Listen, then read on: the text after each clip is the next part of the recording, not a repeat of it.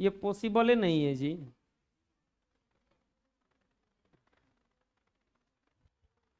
सबको पर्सनली नहीं समझाया जा सकता है। चलो देखो, एक्सरसाइज 6.4 पहला क्वेश्चन है।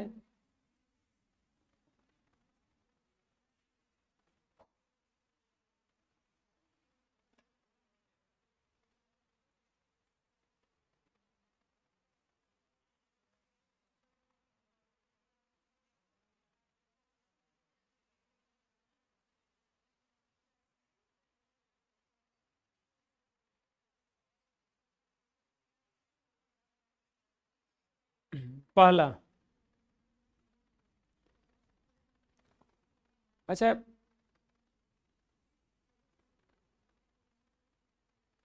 कहीं भी देखो, एक बात जान लो, बताते हैं, किसी भी आप सेक्टर में देख लो, किसी भी सेक्टर में देख लो, कुछ ही लोग हाईलाइट रहते हैं। है, कुछ ही लोग हाईलाइट, मतलब समझ में आ रहा है?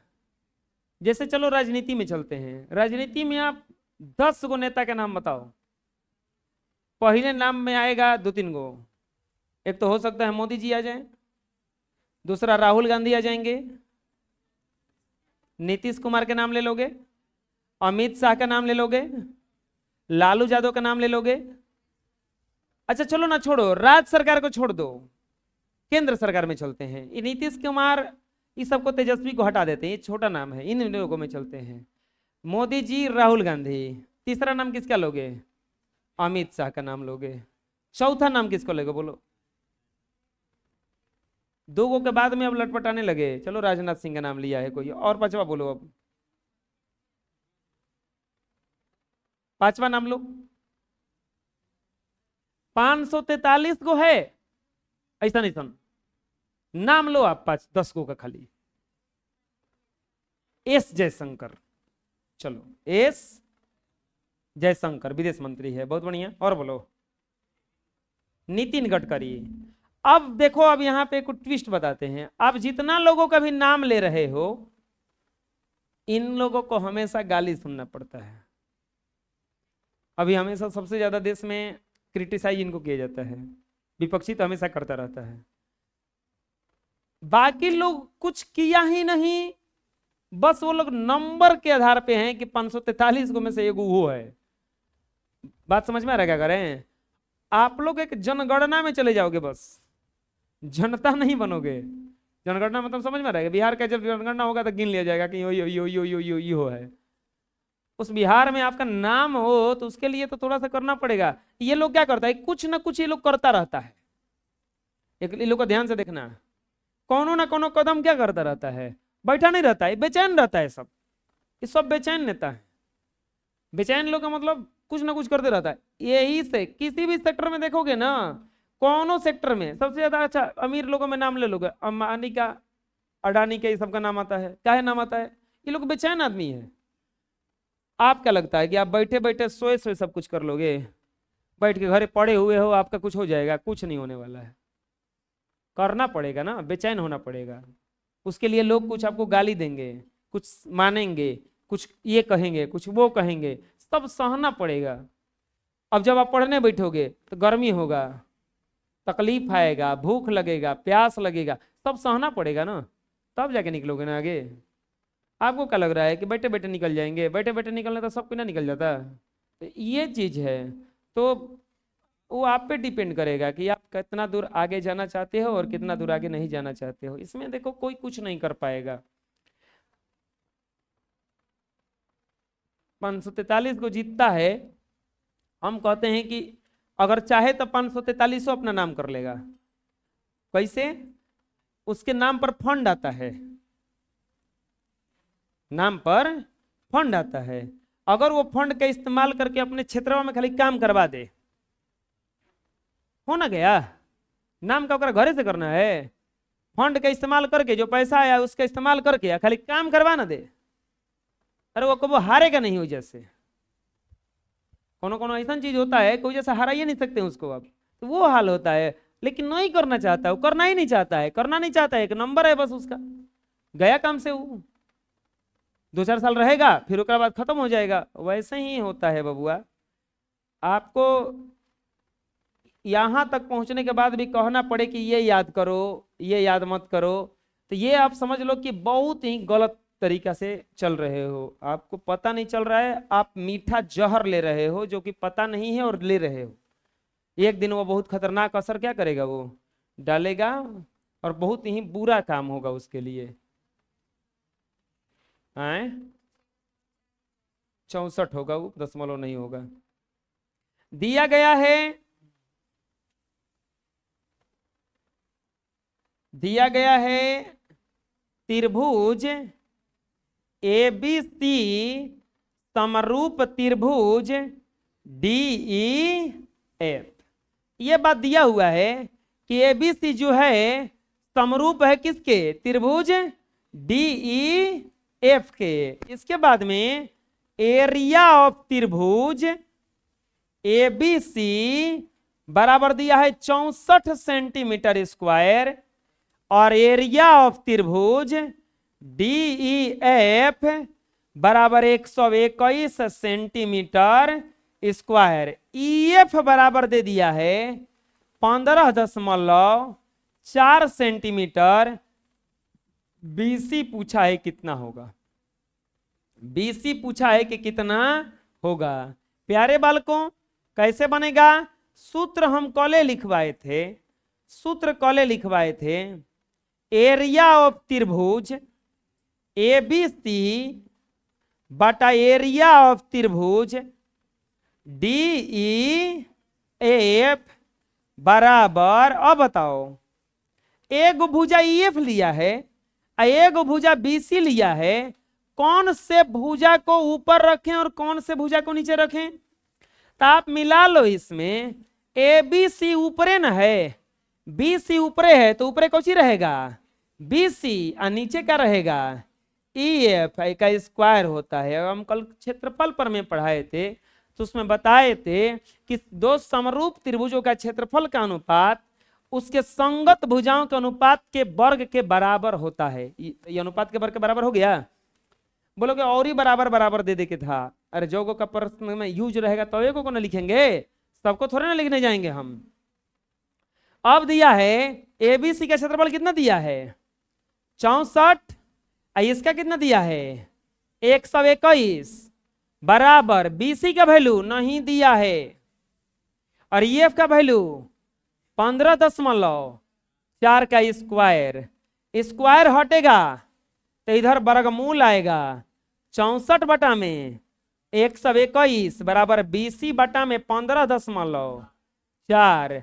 64 का वर्गमूल होता है 8, 11 BC 15.4, तिरछा तिरछी गुना 11 गुना BC 8 गुना 15.4, BC बराबर 8 गुना 15.4 बटा में 11 ना, कटा दो, 11 से कट जाएगा 14 बार में 1.4, 14 84, 14 8 112। BC बराबर 11.2 सेंटीमीटर। अरे यही क्या हो जाएगा, ना ना ना ना ना ना ना, चाहिए चाहिए।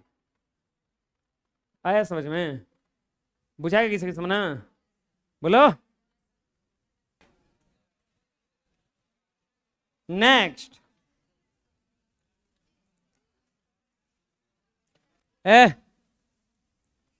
एक समलंब ABCD जिसमें AB समानांतर DC है।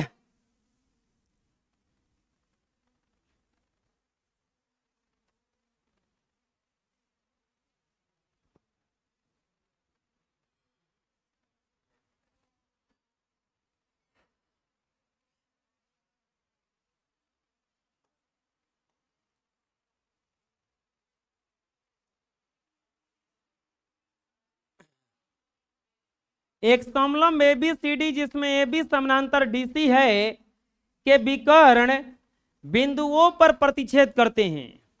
यदि ए बी बराबर 2CD हो तो एओ बी और सीओडी के क्षेत्रफलों का अनुपात ज्ञात कीजिए। एक समलंब है ए बी बराबर 2CD, यानी कि ये बड़ा है, A B C D. Second number question है, ए बी सी डी एक समलंब है, ए बी सी डी एक, ए बबुआ चुप रह जाओ, समलंब है। ए बी सी डी एक समलंब है जिसमें ए बी समानांतर है सी डी, ए बी समानांतर है सी डी। अब इसके विकर्ण जो हैं ओ पर प्रतिच्छेद करते हैं।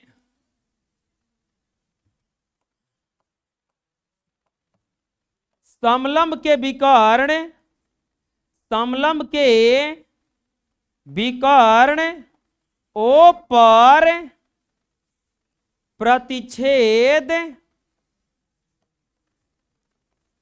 करते हैं।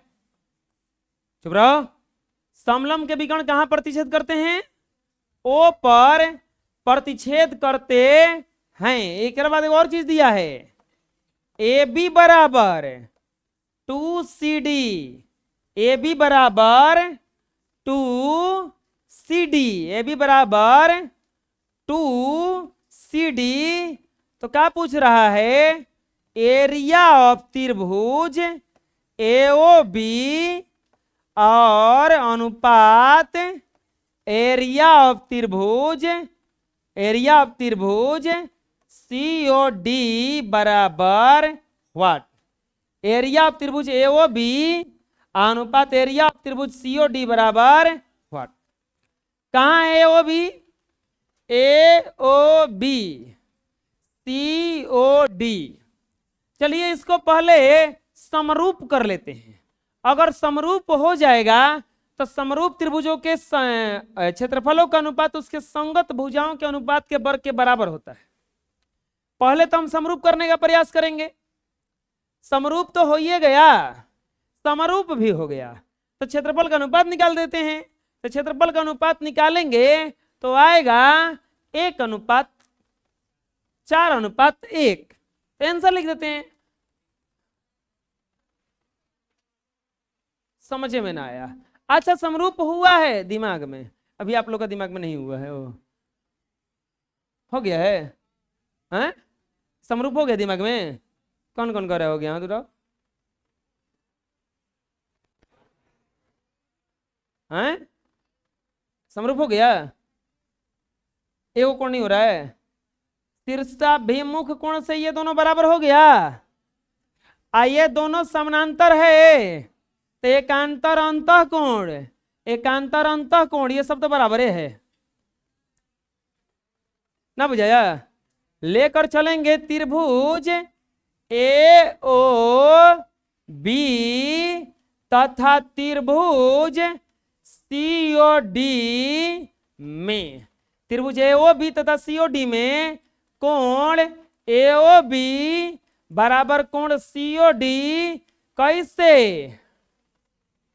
शीर्षाभिमुख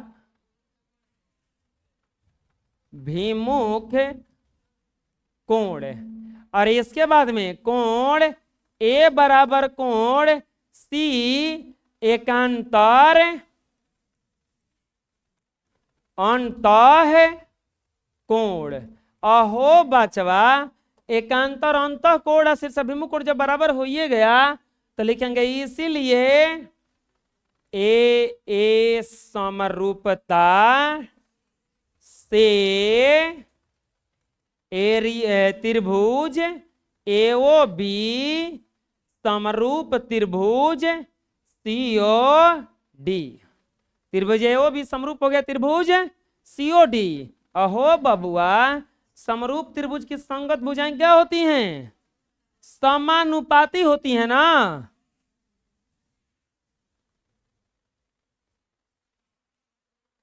इसीलिए सूत्र से सूत्र से एरिया ऑफ त्रिभुज एओ बी, एरिया ऑफ त्रिभुज सीओ डी बराबर क्या हो जाएगा, दो को भुजा ले लो, ए बी अब बटा में सी डी का स्क्वायर हो जाएगा। अहो बचवा, अहो बबुआ,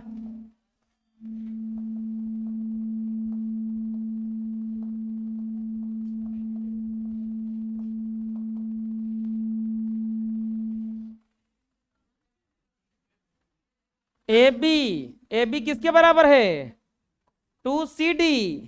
अब बटन में CD रहेगा। अरे ये समझ में आया कैसे लिखे है?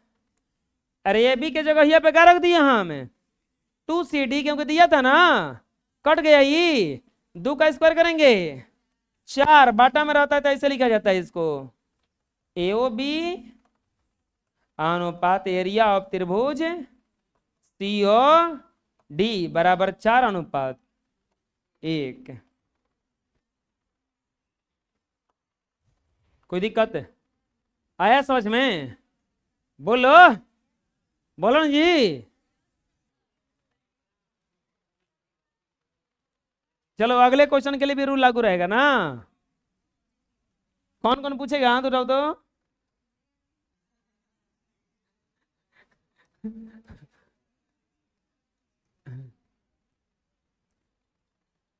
तू हाथ उठा रहा है, थोड़ा सा बोर्ड पर टंगाई कर रहे बबुआ।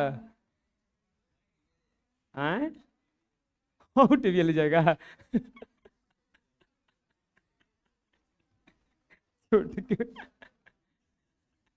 स्मार्ट टीवी है, मोबाइल का हॉटस्पॉट चालू करके चला सकते हो बिना किसी केबल का।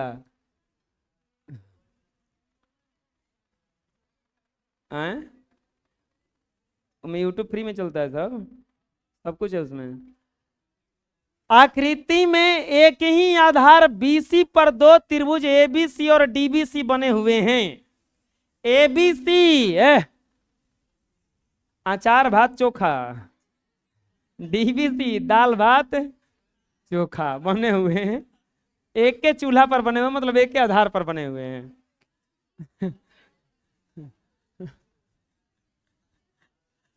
अचार दाल और भात चोखा को ओ पर प्रतिच्छेद करे तो दर्शाइए कि एरिया ऑफ अचार भात चोखा बटा में एरिया ऑफ दाल भात चोखा बराबर एओ बटा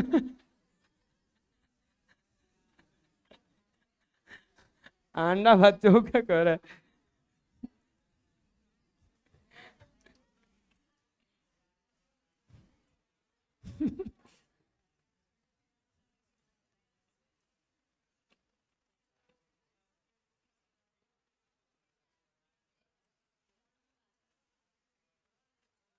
देखो बचवा,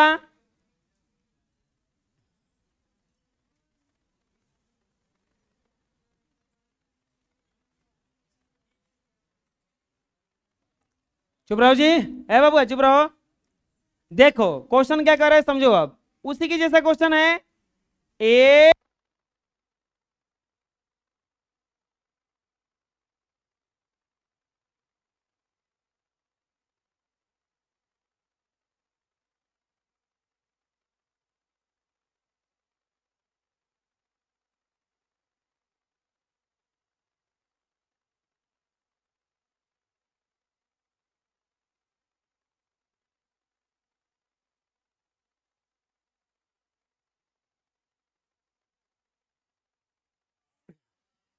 B C ऊपर है का, C यहां पर है ना, C और ये क्या है D, और यहां पर क्या है O।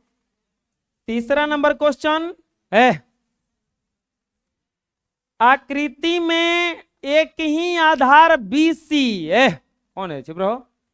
ये BC आधार बनाया गया है, BC को क्या बनाया गया है, आधार पर 2 त्रिभुज ABC और DBC बने हुए हैं।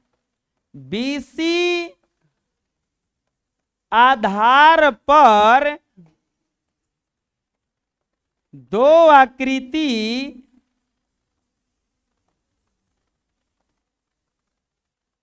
2 त्रिभुज है, 2 त्रिभुज ए बी सी और डी बी सी बने हुए हैं। बीसी आधार पर दो त्रिभुज ए बी सी और डी बी सी बने हुए हैं। ए बी नहीं, ए डी बी सी को ओ पर ओ पर ओ कौन का है वो प्रतिच्छेद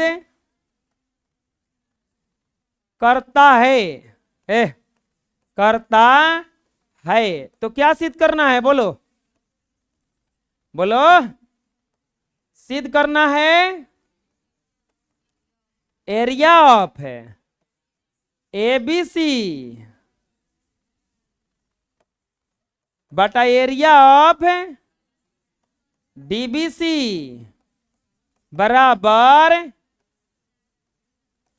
एओ बटा में डीओ, एओ बटा में डीओ। चुप रहो जी।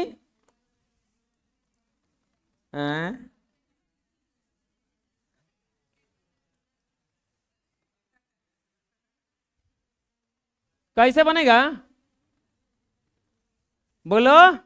आपको पता होना चाहिए कि एक ही आधार पर बने और दो समानांतर रेखाओं के बीच बने त्रिभुजों के क्षेत्रफल आपस में बराबर होते हैं, लेकिन ये के आधार पर तो है। अच्छा, एओ लाना है और डीओ लाना है ना, कैसे सिद्ध होगा बताओ।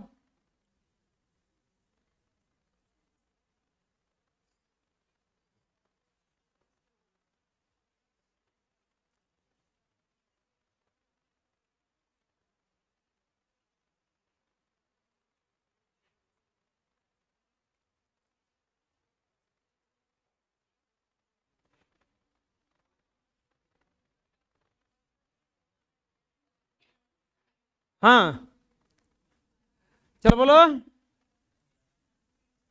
यहां पे हम क्या करने वाले हैं, एक रचना करेंगे और दोनों त्रिभुज के लिए एक लंब का रचना करेंगे हम। तो ये लंब कुछ इस तरह से खींच दिए यहां पर और ये वाला लंब कुछ खींच दिए यहां पर।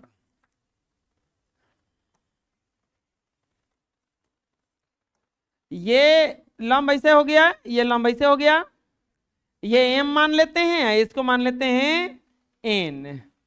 रचना में क्या किए हम बबुआ, ए एम लंब ओ बी सी तथा बतियाओ मत ना, देखो ना इसको, डीएन लंब बी सी खींचा। जैसे ही ये लंब खींचे आप, दो गो त्रिभुज, ये जो त्रिभुज है अब इसका आप एरिया निकाल सकते हो।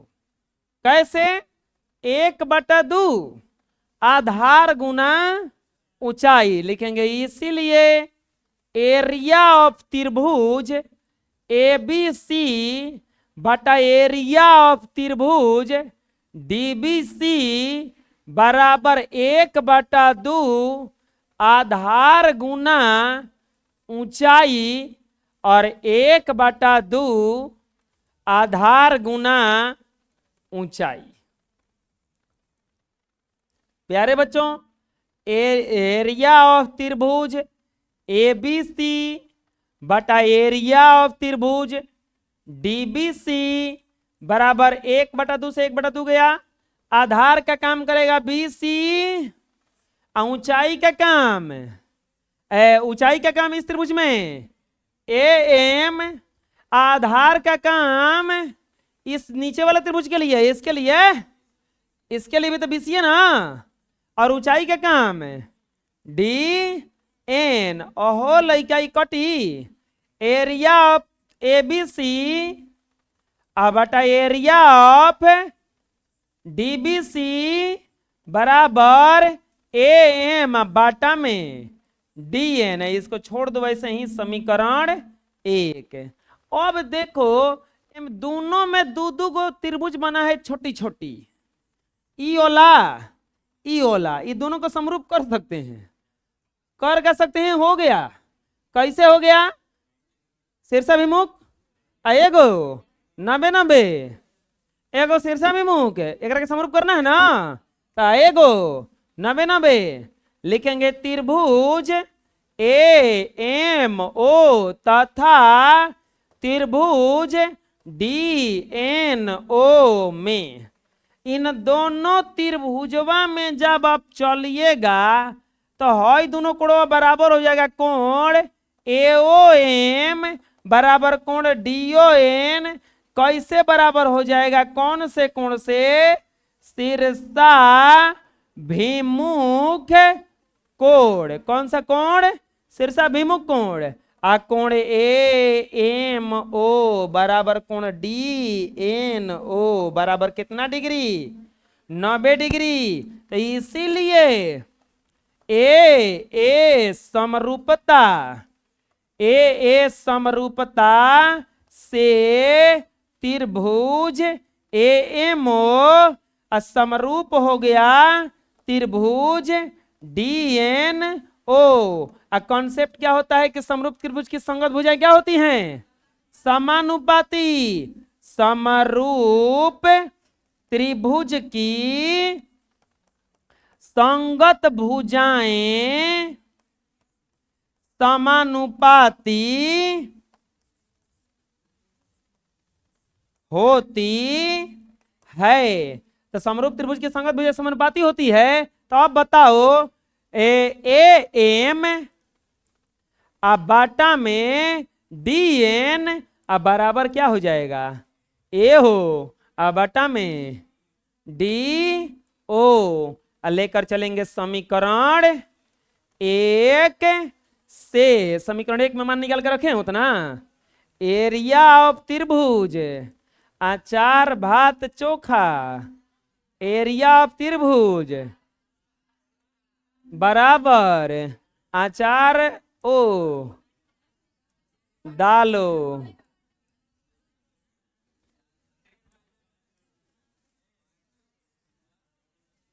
बना लो। नहीं बुझाया?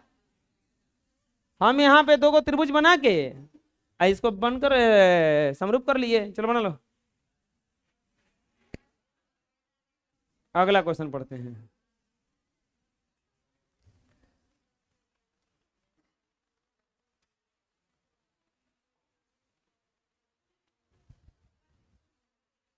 चुप जी। सिद्ध कीजिए कि वो 2 त्रिभुज सर्वांगसम होंगे जिनके क्षेत्रफल बराबर हो। 2 समरूप त्रिभुजों के अगर क्षेत्रफल बराबर हो तो दोनों त्रिभुज सर्वांगसम होगा। ये हमें सिद्ध करना है। ये हमें क्या करना है? सिद्ध करना है। क्या सिद्ध करना है? 2 समरूप त्रिभुजों के क्षेत्रफल बराबर हो तो वे त्रिभुज सर्वांगसम होते हैं। लिखेंगे हल लिखेंगे 2 को समरूप त्रिभुज ले लेंगे। एक त्रिभुज ये ले लिए और एक त्रिभुज ये ले लिए। देखना बहुत बढ़िया क्वेश्चन है। A B C P Q are.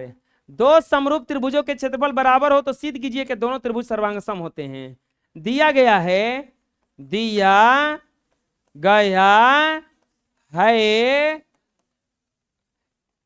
त्रिभुज एबीसी समरूप त्रिभुज पी क्यू आर।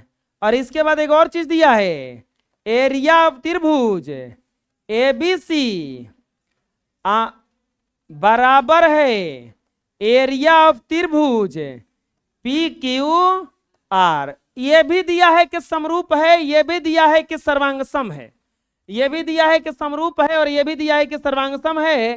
तो कह रहा है कि सिद्ध कीजिए, सिद्ध करना है, सिद्ध करना है कि ट्रायंगल एबीसी सर्वांग सम ट्रायंगल पी क्यू आर।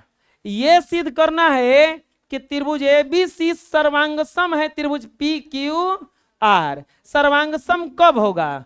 सर्वांग समता के कसौटी में एगो कसौटी होता है एस एस एस कसौटी। एस एस एस कसौटी कहता है कि अगर दो त्रिभुजों में सभी भुजाएं बराबर हो जाएं तो दोनों त्रिभुज सर्वांग सम होते हैं। चलिए चेक करते हैं कि सब भुजा बराबर है कि नहीं है। लिखेंगे क्षेत्रफल प्रमेय से। क्षेत्रफल प्रमेय से प्यारे बच्चों, क्षेत्रफल प्रमेय क्या कहता है? एरिया ऑफ त्रिभुज एबीसी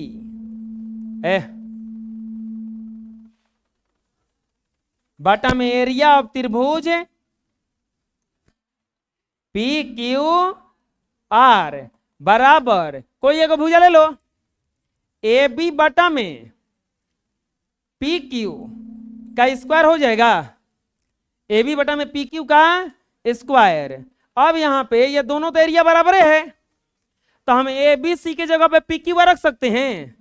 एरिया ऑफ त्रिभुज पी क्यू आर बटा में एरिया ऑफ त्रिभुज पी क्यू आर बराबर ए बी बटा में पी क्यू का स्क्वायर हो जाएगा। नहीं इतना कट जाएगा दोनों अपने में। अब यहां क्या बच गया? एक बराबर ए बी बटा में पी क्यू का स्क्वायर। स्क्वायर हटेगा तो वर्गमूल आएगा।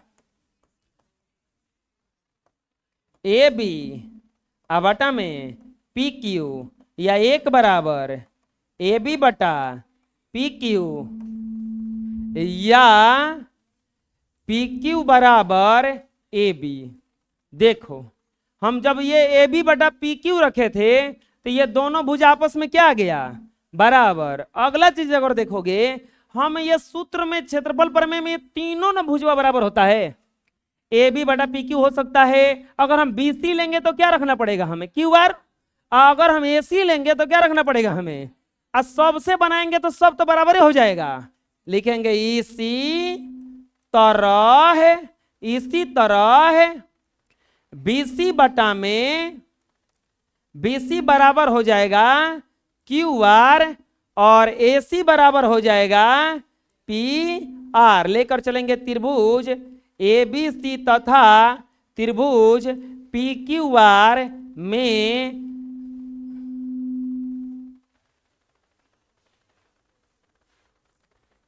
पी क्यू आर में ए बी बराबर है पी क्यू, बी सी बराबर है क्यू आर, ए सी बराबर है पी आर। तो कौन सा सर्व समता लगेगा? एस एस एस सर्वांग समता से त्रिभुज ए बी सी सर्वांग सम हो जाएगा त्रिभुज पी क्यू आर।